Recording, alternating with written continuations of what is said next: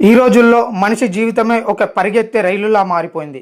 ఉదయం లేవడం నుంచి రాత్రి నిద్రపోవడం వరకు మనం పరుగులు తీస్తూనే ఉన్నామనే విషయం మనకే తెలియదు.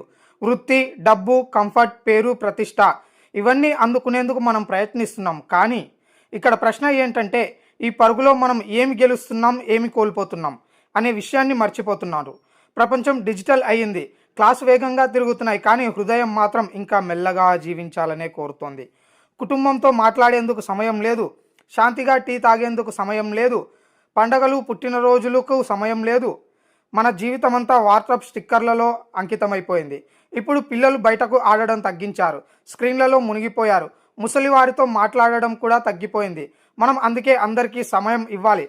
మన జీవితం గడుపుతున్నామా లేక జీవితాన్ని ముందుకు లాగుతున్నామా అనే విషయాన్ని తెలుసుకోవాలి. జీవితంలో పరిగెత్తడం అవసరమే, కానీ ఆ పరుగు దేనికోసమని అందరూ ఆలోచించాలి.